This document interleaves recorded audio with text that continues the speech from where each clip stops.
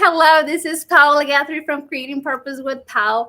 I welcome you to the Spanglish World Network and Heart Network on Zingo TV channels 250 and 251.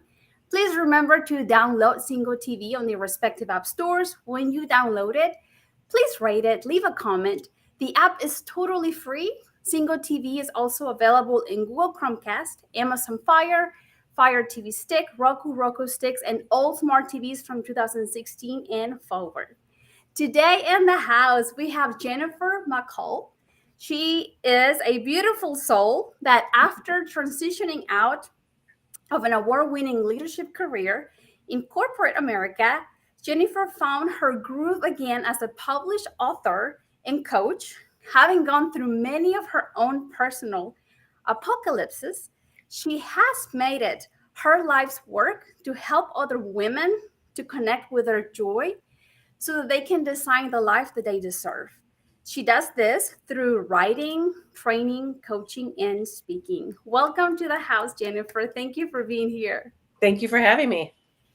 Hey, so she's the author of this beautiful book, Self-Care for Your Apocalypse. So please share with us, what was your inspiration writing this book? Well, I've always wanted to write a book, and I never did. And then I was working with a client a few years ago, and I said, if you just give yourself 5 minutes of self-care, it'll change your life. And I realized I said that to almost all of my clients. And so then we had a pandemic, and I had extra time on my hands.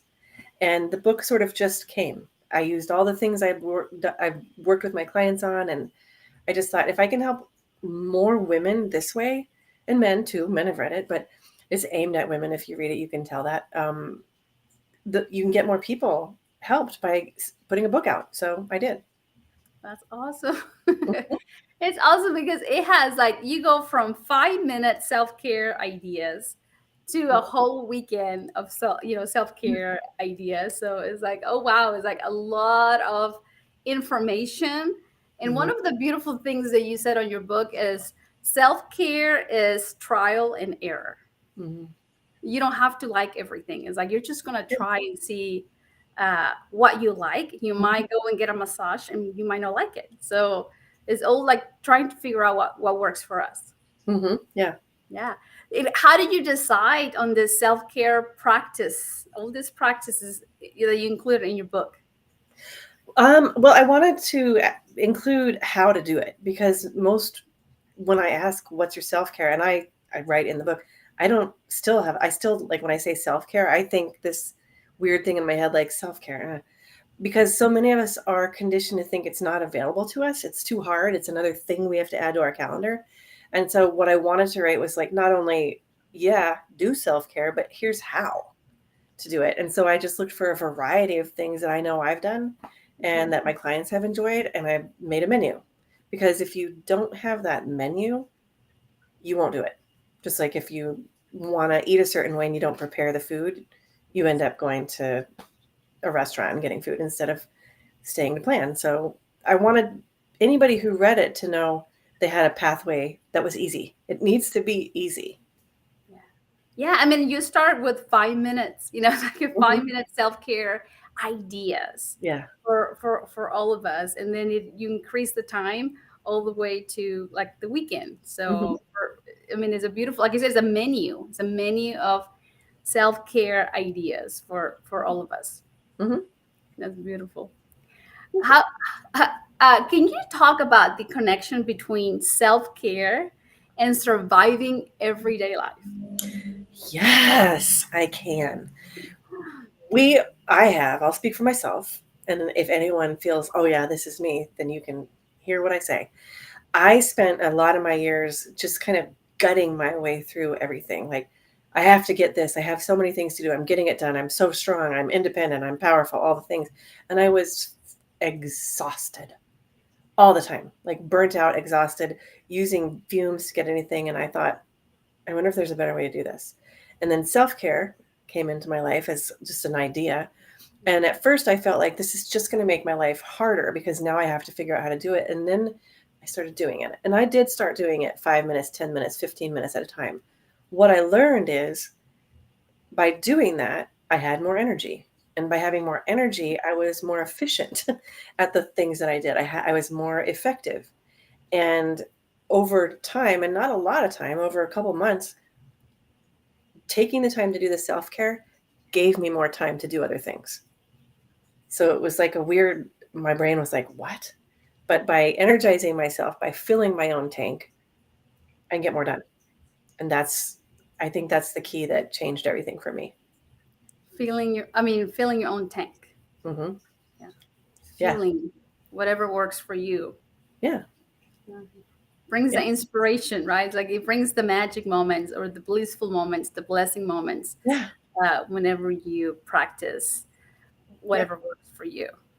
And it helps because in addition to the time that you're doing the self-care, whether it's massaging your hands with lotion or taking a bath or having a girls' weekend, you're enjoying that. But also the time after, like your life is just better because you're in a better mental state and you can take the time to recognize the magic moments and you can do things on purpose that make your life even more enjoyable. It sort of exponentially like blossoms your life by taking care of yourself. Yeah, I get it because it's like I was like you, just checking in the boxes, like, oh, I have to do this, I have to get this done, and you focus on the outcome, which is good, Mm-hmm. right? But I think enjoying the journey Yeah. brings truly the juice. It truly, you appreciate the blessing, you appreciate what you're capable of doing Yeah. as you're working towards that goal or that the outcome, Mm-hmm. instead of just surviving Right. through Right. it. Mm-hmm. So adding this beautiful, and you talk about scheduling, like make sure that Yeah. you schedule it so that you make it happen. Yeah. And I think that we are, especially again, I'm focusing on women because we're usually we're like running the house, we're taking care of the kids, we're doing all the mental load, and we don't think that we can put ourselves on the list. And we also kind of think we do things in a time machine. So we don't schedule things, like we don't schedule laundry or making dinners or doing that stuff. And so we would think maybe Sunday I'll take a walk. It'll be beautiful. Oh, but all the laundry and the dinner, it's not on our calendar. So we didn't think about it. But allowing yourself to be on your own calendar, it it feels like luscious at first. And now it's just like if I'm on my calendar, that's how it works. But at first it's like very like, whoo, this is a very luxurious, that's self-care in itself, putting yourself on your own calendar Yeah. and making that something that is part of your life and taking care of yourself so that you can take care of other people. There's a reason, as cheesy as this cliche is, there's a reason that we put our mask on first on the airplane. Because if we pass out, we aren't taking care of anybody. Yes. So we got to put ourselves back on our calendar, put our oxygen mask on, so that then we can continue to care for all the things we're caring about. Yeah. Especially if you're, if you wear different hats. Yeah, If which you're a I don't mom, know anybody who doesn't. Everybody that I know wears all the hats that they can possibly find put on their head, and so one of those needs to be me. yeah. Mhm. I definitely agree with you because it's like living with intention. It could be just breathing, like, okay, Yeah, just breathe for a minute. And yeah, then you get back to, okay, this is what I'm doing. yeah. I'm enjoying it. I am in the moment, Hmm. make the moment purposefully. Yeah, exactly. Intention. Yeah. Intention. Nobody's going to start a self-care routine without intention. I can say that. You have to be purposeful to start this. Yeah. Yes. So for those of our beautiful audience right now that feel that they're in the mode of they're just surviving, especially new moms. I Hmm. remember being a new mom, and for the first 2-3 years, Yeah. it's like I was on survival Yeah. mode. Hmm. So anyone out there that is a new mom or you're struggling and don't know, breathe. Yeah. Just breathe. Try to find you like a 5-minute self-care Yeah. activity that will benefit you, that works for you, that's going to fuel you. There's many of ideas in this book uh, because it's needed. It is necessary. It could be a prayer, but make sure that it's with intention, that you know that that's what it means, that you Hmm. are recharging with that prayer. not because you have to pray, but because you want to recharge, like Yeah. intentionally. So it could be like one of your ideas I do sometimes is put a music. I'm doing the dishes. It's like I'm gonna dance and I'm gonna do the dishes because I get to, Yeah. and I love that. So it's like I see now doing the dishes. It's like, okay, I'm gonna listen to music. So it's like I reprogram myself where I didn't like to do dishes in the past. Now Yeah. it's like, okay, I get to do the dishes, and I put the music on, and it's part of my self care routine. It doesn't happen every day, but whenever it happens, Yeah. it's special. Yeah. And you said something really powerful there when you said you reframed it, reconditioned it. Because if you allow something like doing the dishes to be a meditative situation where you're listening to music and you're in the moment, then it's way more pleasant than if you're mad about it because someone else didn't do the dishes. And like that's self-care, treating yourself to a different way of looking at something, a perspective shift is self-care. Anything that makes you feel better is self-care. Yes, and we get to, beautiful ladies, it's like Hmm. we get to experience what it's like to be a woman. We get Yeah. to experience what it's like to raise kids or take care of our nieces and nephews. We get to deal with this emotional brain of us that Yeah. is different than the male brain. But if Mhm. we learn to appreciate it and guide it in ways that is going to help us get more done with joy. Yeah, that Right. is right, with intention. Hmm. Yes. How do you hope your book will help readers in their own journey of self care? The quick answer is I hope it makes their life easier and more joyful. Ease. I want people to find ease, and I also want the readers to feel like they deserve to be taken care of, because that's one thing that happens if you start to take care of yourself. You believe you deserve it, and so anything that's not taking care of you, or anything that's causing harm or damage, eh, you won't accept it as well. So it's sort of a pathway to wholeness in my mind. It's a very very beginning, but when you believe that you deserve your own best treatment, life changes. So that's what I hope. Yay, beautiful. Hmm. Well, how has your personal experience influenced the advice, the strategies you share in this book? I was 1,000% burnt out when I left my corporate career. I was like, is this it? I did it all. I did all the things that I can do, and I'm exhausted. And now I am angry all the time. I am resentful and whatever and all that. So going through that journey, one, it wasn't all like that. I just worked myself to that point by not ever putting myself on my own calendar. And so learning again to take care of myself required that I learn how to set boundaries. Anybody heard of those boundaries? You have to do that with intention. And learning to set boundaries, like, freed up some time on my calendar, which then allowed me to take care of myself. And now, like, if it doesn't serve the greater good of me and my family, it's not part of my life. I have no time for nonsense. If that, like, I won't take it anymore. I won't take anything that's going to burn me out or anything that's going to hurt me or cause me. I just don't. I'm like, no, I take care of myself. I care for myself that much. And it also, my children, like, they just think that's how it is. They're just like, I need a mental health day. And I'm like, it's yours. Have it. And they both know about self-care. So like that's generational change right there. Yes, definitely. And I was gonna say, I'm sorry I stopped you. Go, go. I have to add something that I just remember from the book. I remember that you were telling to one of your children, it's like you can make your own sandwich. You can make your own lunch. So that, here you are doing two things. You are setting yourself a boundary. Where Hmm. like what I'm doing is very important, right now. Right. And then you're teaching her that she's old enough to Yeah. become responsible to make her Yeah. own. I think it was a sandwich. I don't know. No, it wasn't a sandwich. It was a story about when I was before I had any boundaries. Yeah. I got all mad because she wanted a sandwich. And so then when I gathered myself, I was like, oh, you know what? The right answer would be is no, make your own sandwich. Yeah. As you can. Instead, I like rage made a sandwich because I didn't have any boundaries. There's your sandwich. Who raised you? You're so obnoxious. No. So that's, to me, it's like you taught me also a parenting advice as you're teaching us about Cool. self-care.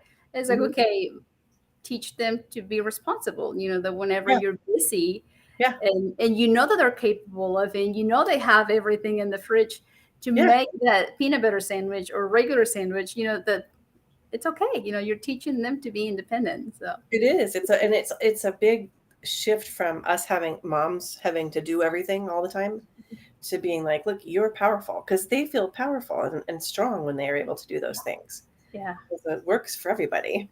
Yes. What would you tell someone that struggles, that is a people's pleaser? Oh yeah. I To was I, they're like, I don't know what boundaries mean. That yeah. doesn't exist in my life. So what advice would you give them? I in the book is, as you read, like step by step how to learn how to say no. That's the first thing you have to do when you want to have a boundary, is be able to say no to other people. And I am a recovering people pleaser, so I feel that pain. But learning to say no, the most magical part of it was that most people are okay with it. And when someone isn't okay with it, that's a good indicator that that person isn't probably a good match for your life. So, not that you have to eliminate them, but just know, like, most people are fine when you say no and set a boundary. Like 95% of people are like, cool, I understand. And that was the most powerful thing for me. And that's where I start with a lot of my clients, who need boundaries, is let's learn how to say no and just try it. Just play with it, practice it, say it out loud. Imagine you're saying it to a person, like get that feeling in your body, and then go out and notice how many people don't care when you say no. It's amazing. And when someone gets upset or angry, that's a good sign that you need a bigger boundary. And also to understand that boundaries are meant to keep a relationship healthy and happy. Boundaries aren't walls. They're like, hey, let's have these boundaries so that we can all feel safe and comfortable and thrive. We have a different opinion of boundaries when we're people pleasers. We're like, can't have them. I have no boundaries. Everyone has all access to me. It's the only Yeah. way it works. Yeah, one of my biggest learnings about boundaries is, I've heard this phrase, and I don't know who to give the credit to because I don't remember. That is the moment I'm not happy with myself and you is because I crossed boundary. It could be that I'm mad at myself because I Mhm. didn't say no, Yeah. or things Yeah. didn't go as well. Okay, I'm blaming me. Yeah. And the moment I'm not happy with you or me is because we crossed the boundary. That's exactly right. And something else that was helpful for me to understand and I share is, when we have expectations of other people, that it has to do with boundaries. Like, I expect this person to honor my boundaries. We're going to be disappointed if they don't honor our boundaries. So if we switch the expectation to a standard, so I have a standard, this is my boundary. Now that is on me to honor. That is not on them to honor. So just understanding that also when you get upset, you expected a boundary to be honored.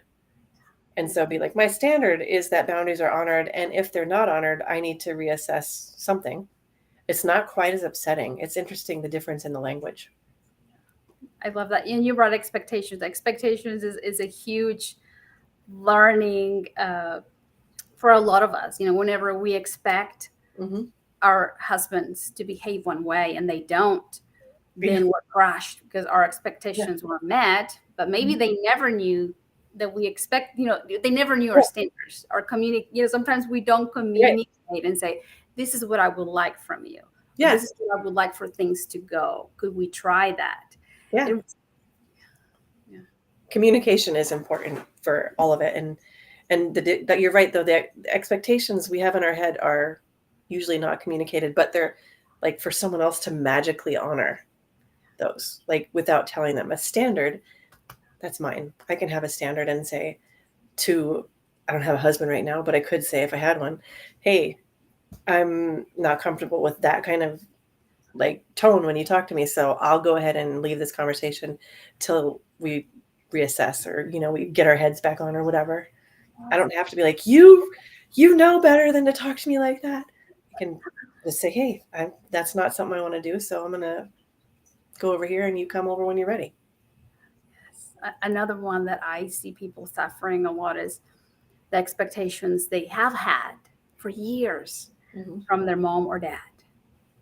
It's like, oh, it's like they're carrying so much suffering because dad was not the dad that they expected. Mom was not the mom that they expected. It's like it's beautiful see, help them see that they were their great teachers. Yeah. And also to your point of that kind of like a self-care around that I would recommend is like when you feel the whatever it is, the bad feeling, the out of alignment, like who's talking to you? What version of yourself is speaking up right now? Is it a younger version that was not able to express themselves to parents, or was it some, go ahead and take a little minute and love on that younger person and just be like, hey, I hear you. It's not like that anymore. I'm a grown-up. And acknowledging that inner voice that's a younger version of yourself allows that younger version of yourself to just zip back in and be quiet. They don't have to talk to you anymore about it because you heard them. Yes.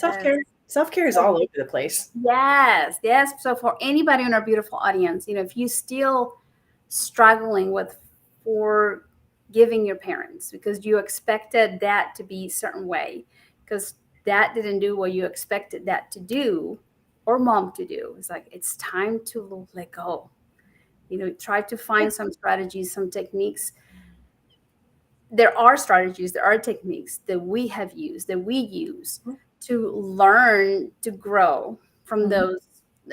I can call them traumatic experience, from those resentments, from those expectations, because it's holding you back. It's really holding you back, and you're here to flourish. You're here to forgive. To be truly joyful is like part of self-care. You have to learn to let go. You do. Yeah. I think there's something a little bit in the book about that. It's about maybe for some self-care, you could forgive someone, or, because it does hold us down, and connecting to which version of you is being held down is it simplifies it. Because like, if I get upset right now, if I'm feeling some upsetness about something in my past it's not me, this woman who has grown up and raised her own children and has her own home and, this is not the person that's upset. The person that's upset is my 17-year-old self. And so just being like, she didn't know any better. So let me bring her forward and let her know that it's okay. It's all good. And you can let go of that now because we took care of it.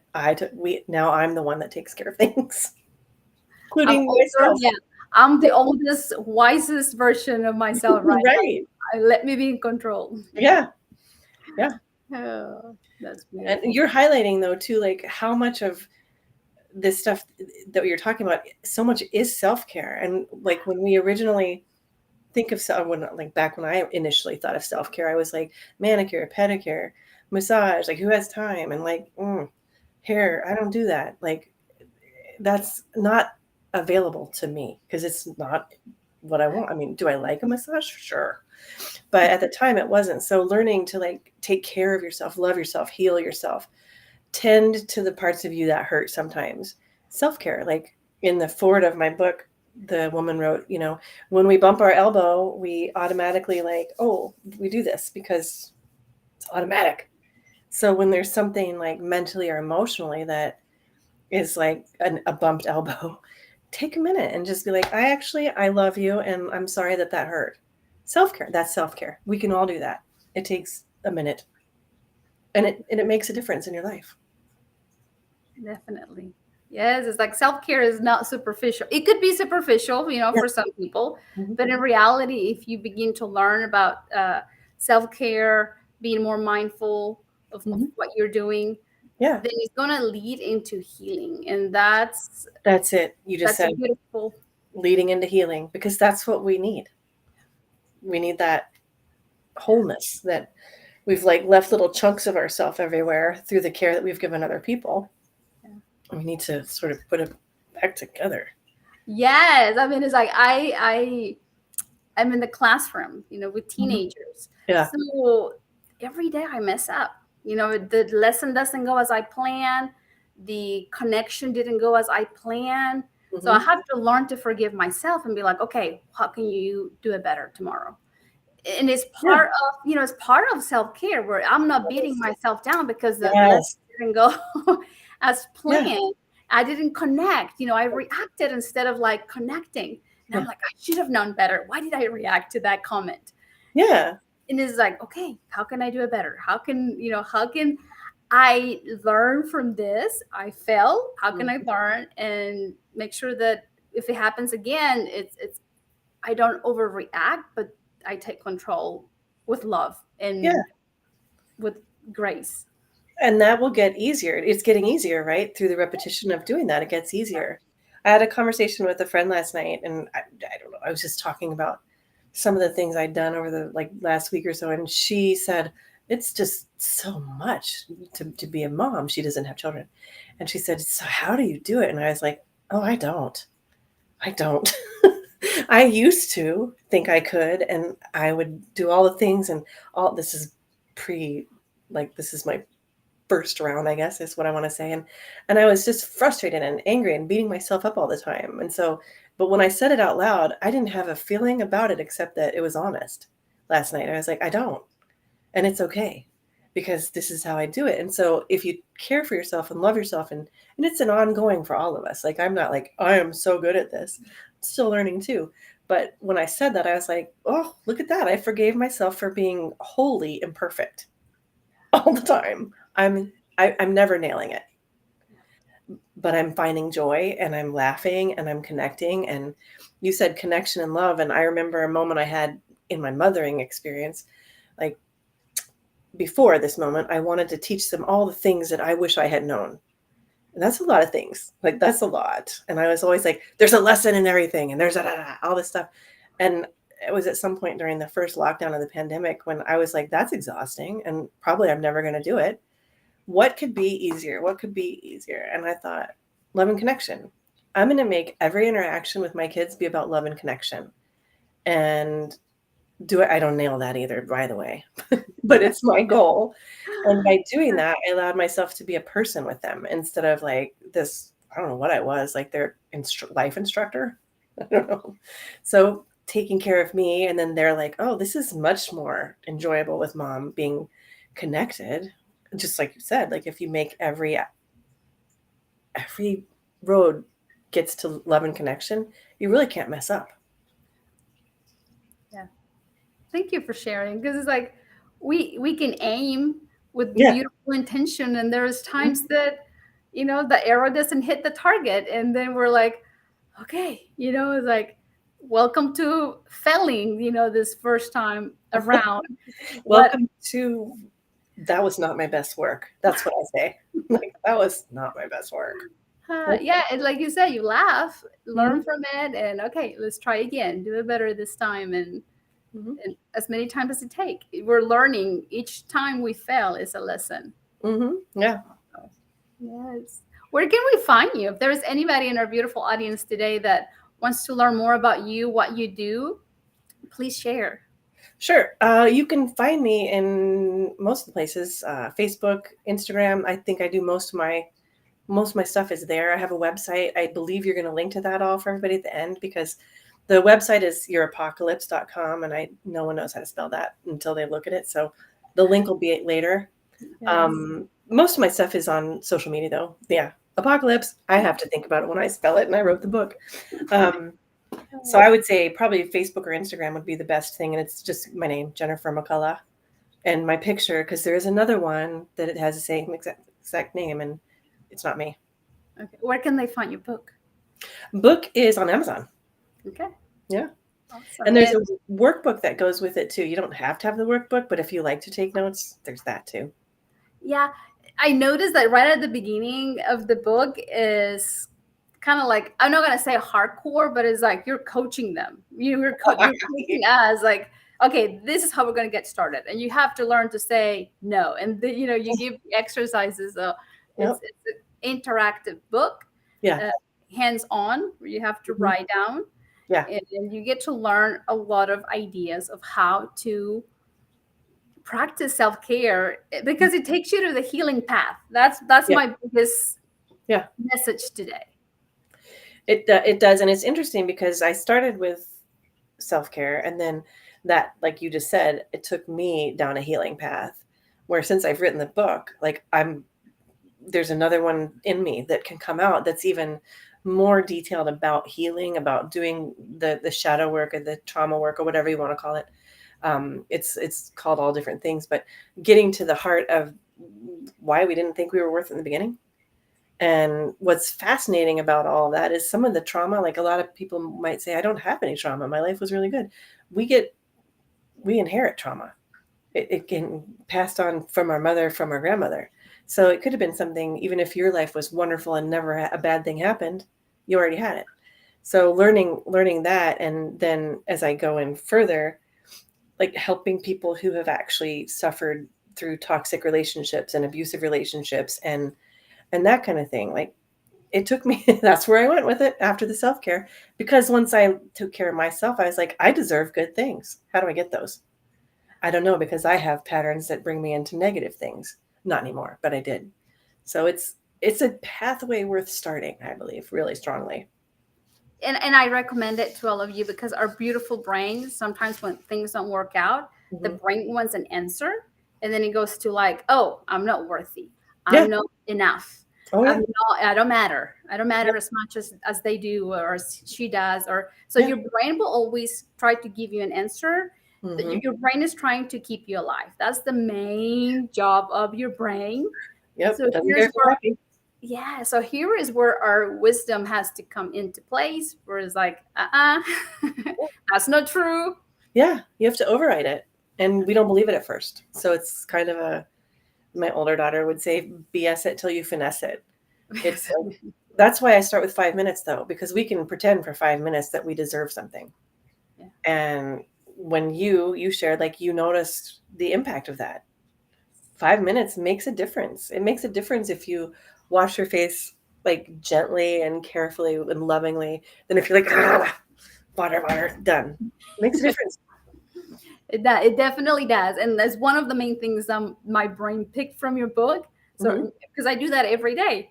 Yeah. But now it's like I do it with intention. And Yeah.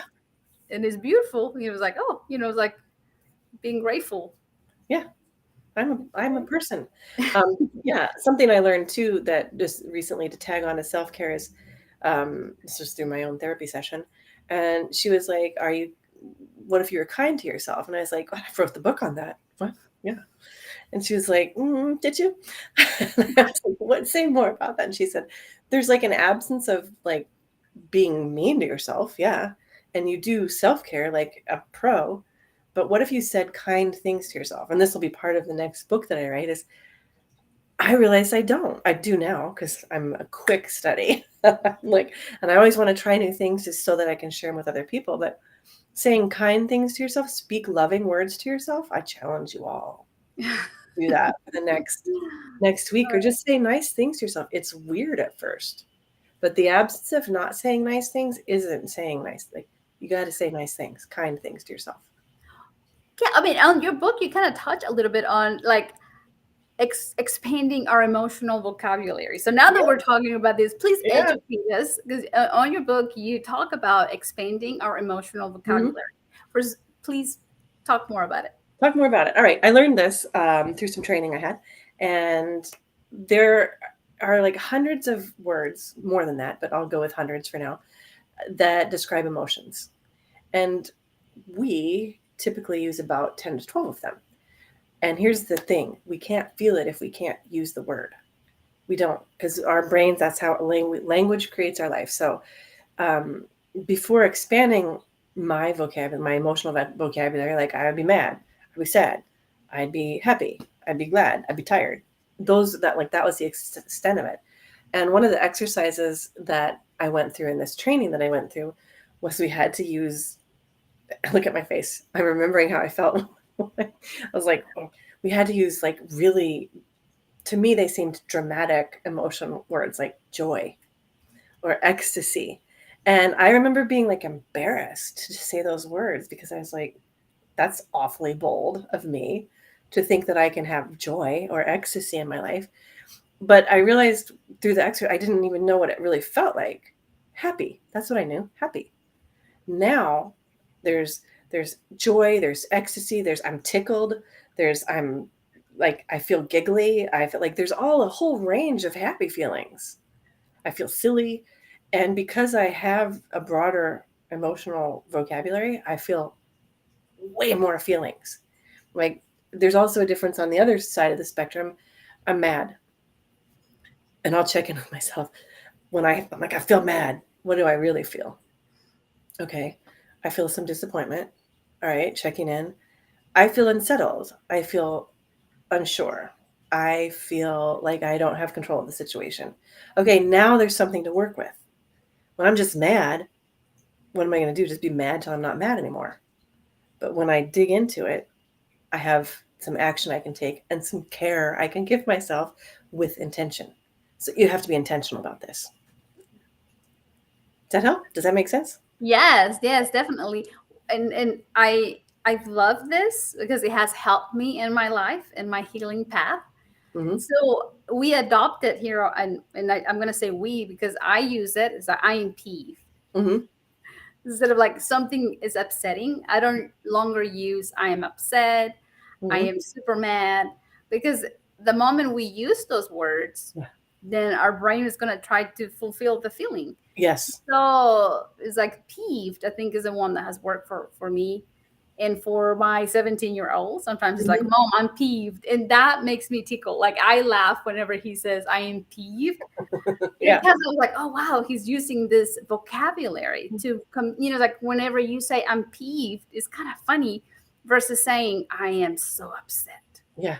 And it's like, no, it's like learn to use like to expand your emotional vocabulary in a way that's going to help you Mm-hmm. serve at a higher scale, Yeah. help you get out of that mode. Mm-hmm. If something unexpected happened, Yeah. it's like, okay, how can I get out of it? Because being in an unexpected situation, sometimes you feel like you're in the storm. And Mm-hmm. if you Yeah. have not done healing process yet about your emotions, from the past, from your Yeah. childhood, from your early Mm-hmm. adulthood, then most likely you're going to relive some Yeah. of those emotions. That's totally true. And another thing about naming the emotion and having the broader vocabulary is you can know, like, it's a spectrum, or like I think like a coil, like a spectrum, a slinky, if you can imagine a slinky. And at the top is like joy and love, and at the bottom is like apathy and the low vibrational emotions, and everywhere in between you have your spectrum. And so if you know the words on the spectrum, I can be like, I feel unsettled. Okay, what's one step above that for me? It's different for everybody. Steady. That's a feeling. So what do I need to do to get to steady? Because I want to be happy or joyful or whatever, but going from unsettled to that is not very easy. It's easier for me now since I practice it, but it's not easy normally. And so I can say like, okay, I want to feel steady. I want to feel like my feet are on solid ground. What is one thing I can do to feel that way? And it gives you a ladder or a slinky, a step. It gives you a pathway to get back to how you want to feel, instead of being like, I'm so angry and I want to feel better. Where do you go with that? Yeah. There's not a pathway. And this is a beautiful strategy that Yes. it works. It does work. It does work. And also on language, you mentioned something. If we think about something from the past that hurts us, a lot of people would say they get triggered, right? Yes. I got triggered and I felt this way. So another way to take power over that and take control of your own emotions is to change the word trigger to the word cue. And the reason for that, it's similar to expectation and standard. A cue gives you an option. A trigger just shoots the bullet. Okay. And so I got cued. That cued me. And it sounds weird, I know, because we don't usually say it. But if someone cues you to do something, you can be like, no, I'm not going to do that. I'm going to respond instead of react. Yeah, I like that. Yeah.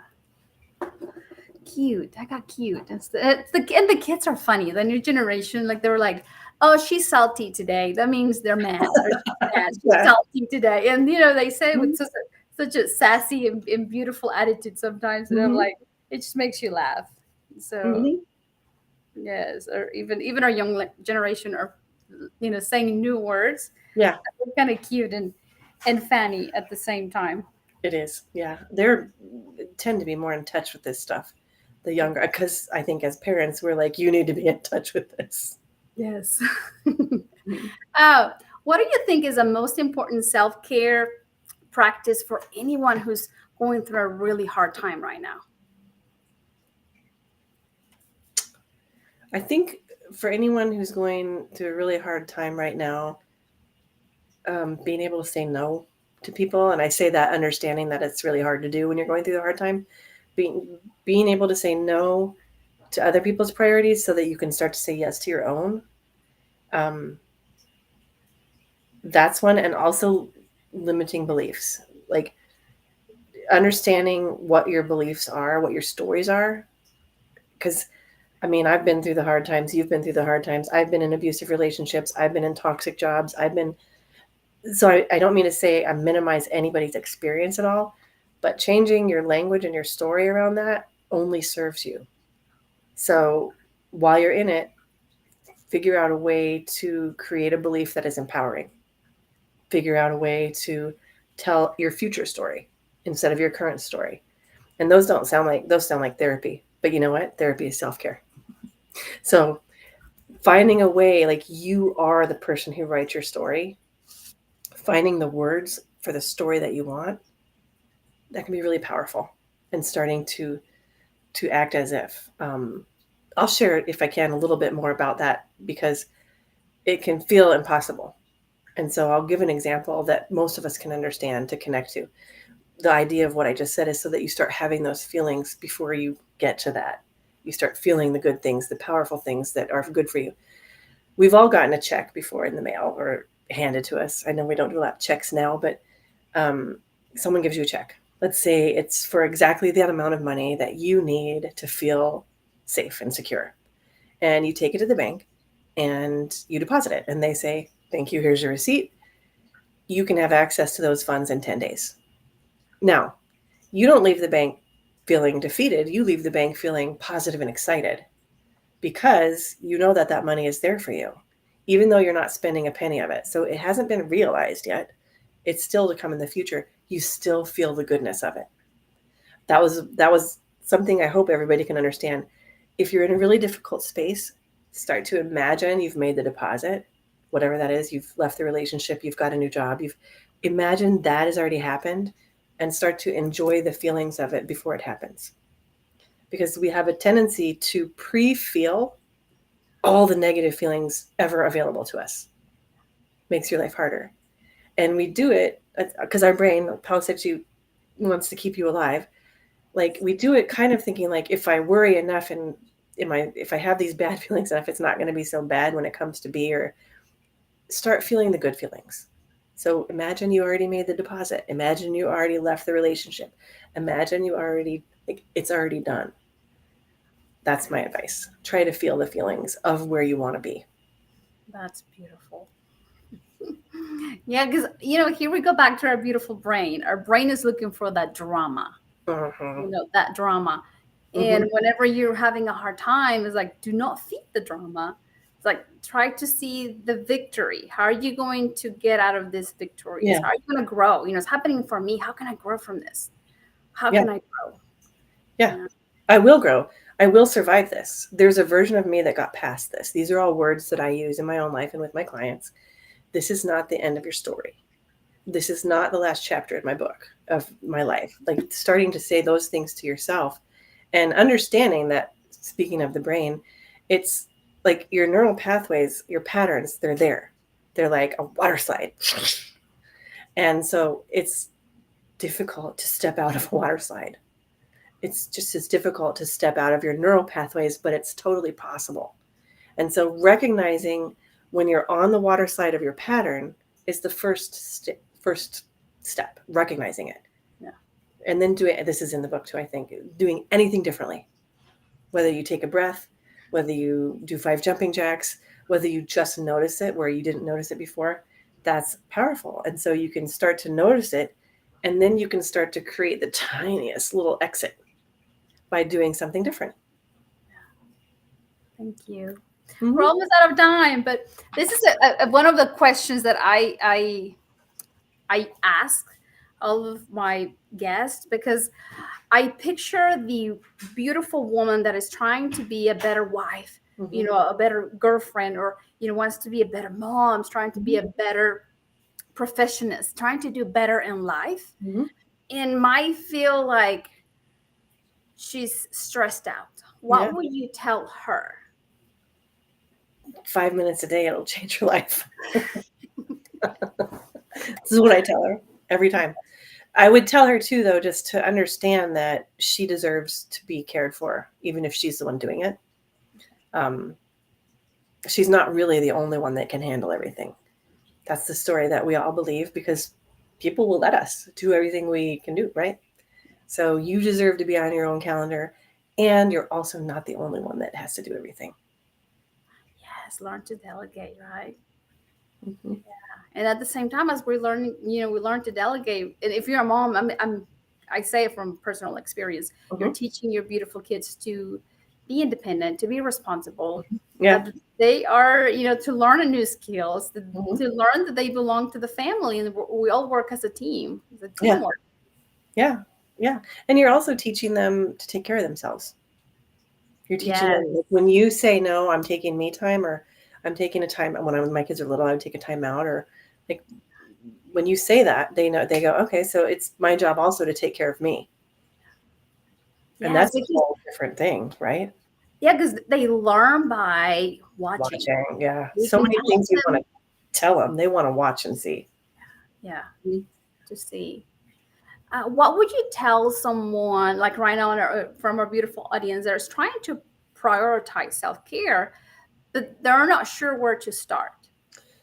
And that's why it starts. Get the book. That's what I tell them. And the only reason I say that is because it tells you how.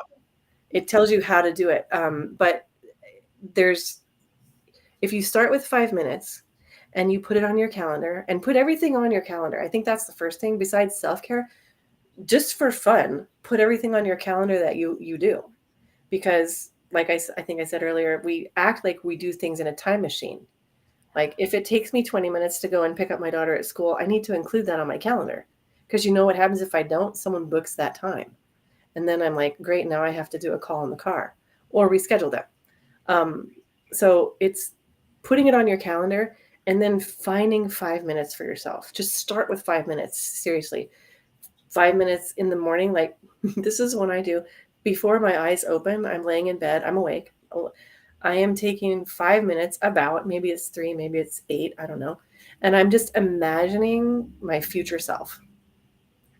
And I'm being grateful for things, and that, I tell you what, changes the way my day goes. And I don't want anyone to sit here and think, well, she's got it all figured. I don't have anything figured out. But that is self-care. Do it. 5 minutes. I haven't opened my eyes. Nobody knows I'm up.